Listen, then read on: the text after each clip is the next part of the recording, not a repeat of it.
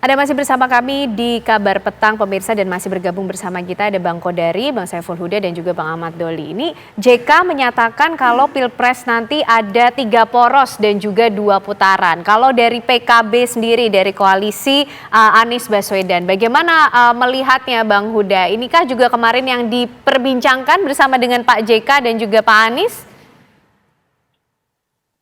Tadi bukan kemarin. Oke. Ya, termasuk yang diperbincangkan tadi pagi. Yang soal pentingnya kita semua menjaga pemilu yang berkualitas, yang demokratis. Artinya semua pihak harus berperan pada posisi masing-masing. Dan ada posisi-posisi memang yang tidak boleh menjadikan pemilu ini sebagai bagian dari instrumen yang lalu nanti akan mengurangi kualitas demokrasi kita. Tadi diskusikan menyangkut soal pentingnya semua kandidat presiden, wakil presiden untuk sama-sama berkomitmen menjaga kesejukan dalam Pilpres 2024. Dan itu termasuk yang tadi didiskusikan dalam perbincangan pagi. Terkait dengan isu 3 pasangan, kalau ini memang sejak dari awal menjadi komitmen PKB, 20% presiden threshold saya kira jangan sampai yang sudah mereduksi demokrasi kita, jangan sampai lalu hanya berujung pada 2 poros. Karena pada konteks Pilpres 2024, konfigurasi politik kita kan paling tidak bisa 4 pasangan sebenarnya. Nah, itulah lalu kenapa dulu kalau flashback gitu, kami membangun koalisi dengan Gerindra, karena semangatnya kami ingin minimal 3 poros atau 3 pasang dalam Pilpres. Termasuk hari ini akhirnya kami menentukan pilihan bareng dengan Mas Anies, dengan pasangan Amin ini, Mas Anies dan Gus Imin, sama semangatnya harus 3 poros. Bagi kami ini bagian dari cara PKB untuk menjaga kesehatan demokrasi kita, bahwa dimungkinkan 2 putaran, yaitu konsekuensi dari kita untuk menjaga kesehatan demokrasi kita. 2019 saya kira menjadi cermin betapa ketika Pilpres hanya diikuti 2 paslon, berisiko terjadi polarisasi yang luar biasa dan itu tidak kita kehendaki. Semangat kami bergabung dengan Mas Anies salah satunya juga ingin menyudahi polarisasi itu dan supaya demokrasi kita sehat, sejuk pada Pilpres 2024. Oke, Bang Huda, ini kita mungkin fokus dulu soal tema kita ya, rame-rame bertemu JK, ada skenario apa? Kok tadi kan saya menanyakan ke Bang Kodari soal bagaimana peran Pak Yusuf Kalla ini dalam konteks pemilu 2024. Kita bisa lihat bagaimana ketika itu Pak JK di Pilgub DKI Jakarta mendukung Anies Baswedan. Nah, ini apakah signifikan peran dari Pak JK dalam kontestasi Pilpres nanti menurut Bang Huda, menurut PKB? Ya, sama catatannya yang tadi juga saya sampaikan. Kedekatan Mas Anies sama Pak JK kan sudah cukup lama. Bang Doli saya kira tahu, Pak Mas Kodari juga tahu itu. Tentu kedekatan yang lama itu kualitas diskusinya juga pasti deep ya, pasti mendalam. Dan tentu tidak semua saya bisa buka pada kesempatan yang baik ini. Tadi sebagian sebenarnya sudah disampaikan oleh Pak JK. Bagaimana tantangan kita bernegara hari ini dan tantangan kita bernegara ke depan, lalu dibutuhkan sosok figur seperti apa gitu, dan kira-kira Mas Anies termasuk pada kategori pemimpin yang dibutuhkan Indonesia masa depan. Nah, pada konteks strategi dan masukan dan nasihat dari Pak JK yang lain, saya kira mungkin pada kesempatan yang lain baru kita bisa diskusikan. Tapi prinsipnya kita hormati semua nasihat yang sudah disampaikan oleh Pak JK tadi pagi kepada Mas Anies, dan semua sangat positif, dan karena beliau punya kedekatan sekali lagi yang cukup intim banget, dekat sekali dengan Mas Anies. tadi diskusi sangat mengalir banget, kata Mas Sudirman Said, mengupdate ke saya, bahkan sudah lebih sangat detail sekali menyangkut berbagai hal menghadapi Pilpres. Oke, nah kalau kualitas pembicaraan antara Pak JK dengan Pak Prabowo seperti apa Bang Doli? Ini juga sampai pada strategi untuk mengatasi dan juga menghadapi 2 putaran nanti di Pilpres 2024? Ya, saya kira tidak jauh berbeda ya pertemuan Pak Prabowo dan Pak Yusuf Kalla juga membicarakan situasi bangsa dan apa hal-hal yang kemudian ke depan harus dipersiapkan, tantangan-tantangan apa ya, pemetaan tantangan yang seperti apa yang akan dihadapi oleh Indonesia setidaknya 5-10 tahun yang akan datang, dan kemudian kita harus mengambil langkah-langkah seperti apa ya. Jadi saya kira pesan seorang Yusuf Kalla terhadap para calon presiden yang hadir itu secara garis besar sama. Bagaimana kita yang paling penting adalah bahwa kita semua menjaga menjaga supaya bangsa kita ini tetap utuh, dan itu jalannya adalah bagaimana kita membuat pemilu kita ini menjadi pemilu yang damai, sejuk, ya, tidak terjadi polarisasi. Sekalipun misalnya ada mau 2 putaran atau kemudian nanti pasangannya 3 atau 2, ya skenario apapun yang nanti akan terjadi dalam pemilu 2024 atau Pilpres 2024, itu semua kita sama-sama jaga supaya kita tidak mengulangi apa yang terjadi tahun 2019, terjadinya keterbelahan atau polarisasi di masyarakat kita. Oke.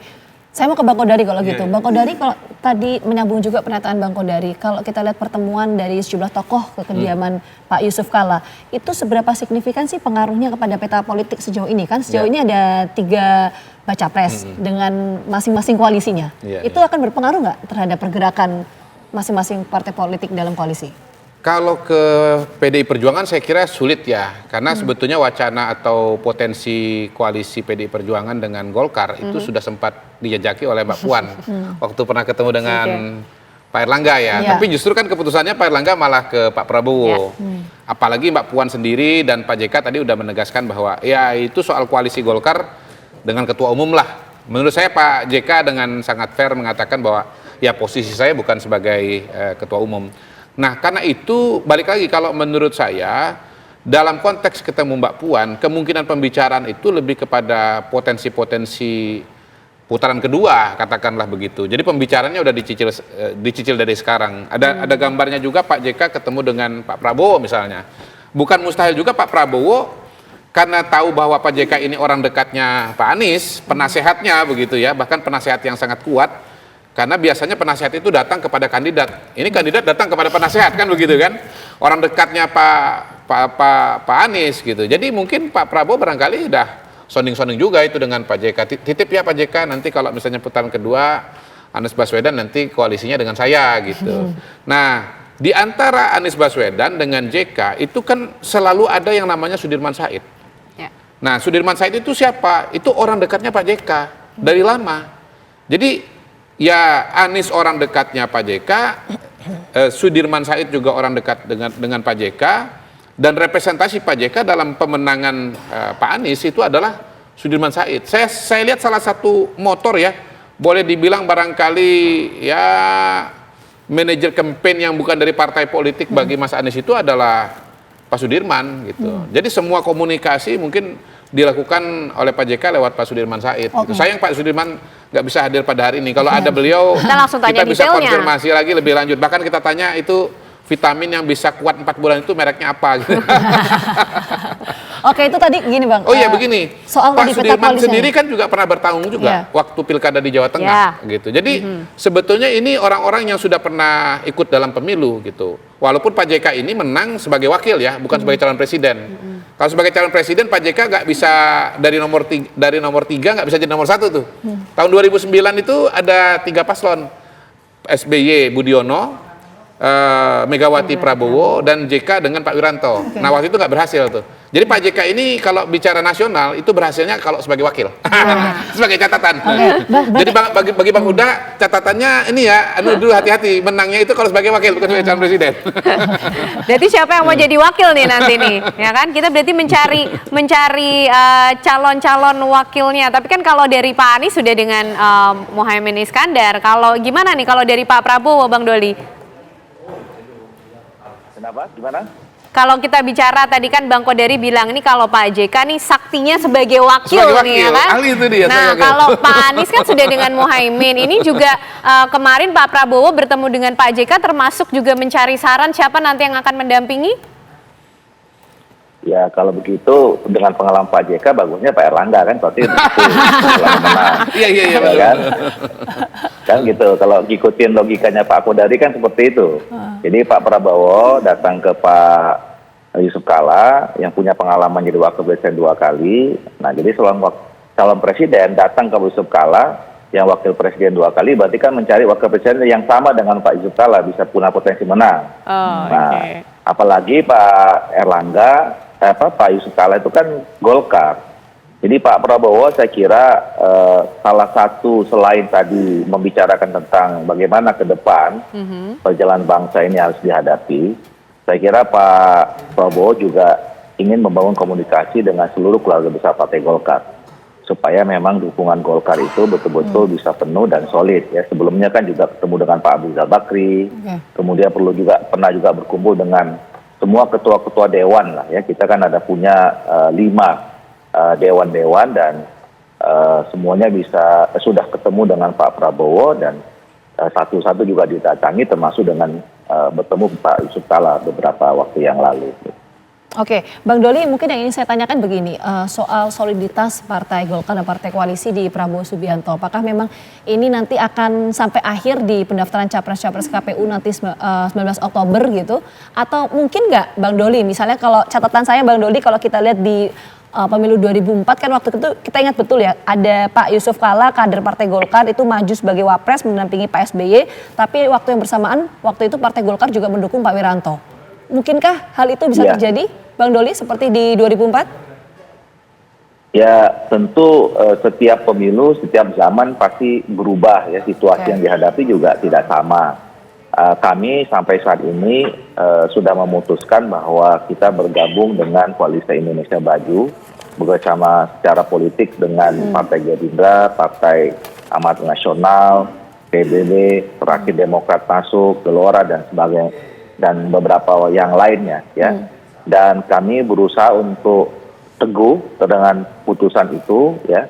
Walaupun memang situasi politik ini kan masih sangat dinamis ya. Sampai tanggal 25 Oktober saya kira ya kalau situasi menghadapi situasi dinamis ini kan segala kemungkinan bisa terjadi. Mas, berarti artinya masih terbuka peluang dong ya Bang Doli ya untuk kerjasama dengan partai-partai lain ya? Atau itu gimana? yang saya katakan, kami berusaha teguh dengan keputusan kami ya, dan kami sekarang ini kan sedang dalam proses membicarakan siapa calon wakil presiden yang paling tepat mendampingi Pak Prabowo.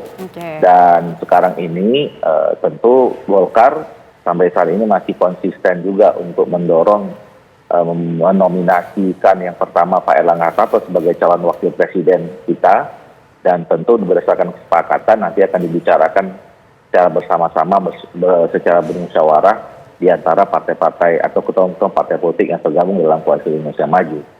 Nah kita lihat nanti perkembangannya seperti apa, tetapi kalau pertanyaan tadi apakah ada kemungkinan sampai saat ini kami belum punya alternatif lain ya. Sikap politik kami sekarang ini berada di Koalisi Indonesia Maju. Oke, baik. Perkembangan dan politiknya masih begitu dinamis ya Bapak-Bapak semuanya, bahkan tinggal menghitung hari sampai nanti pendaftaran, tapi kita akan tunggu ada dinamika apa lagi yang akan terjadi. Terima kasih semuanya Bang Kodari, Bang Doli dan juga Bang Huda sudah bergabung sore hari ini di Kabar Petang. Sehat selalu semuanya.